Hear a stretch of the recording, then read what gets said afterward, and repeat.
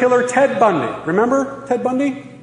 His last rampage of killing happened at the University of Florida in Tallahassee, where he broke into a sorority house and killed 2 girls, and it was going into the room of another girl to kill her with the same weapon. But he was thrown out of the room, and the weapon was taken out of his hand by a force that he did not know. The girl who was in that room was asleep.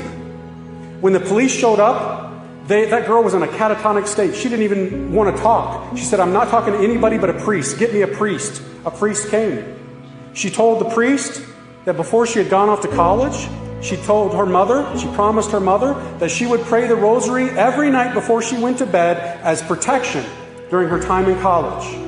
Well, that night, she had fallen asleep with the rosary in her hand, as often happens when you leave the rosary for the last thing you do at the end of the day. There she was, asleep with the rosary in her hand, with her weapon in her hand. The serial killer was thrown out of the room.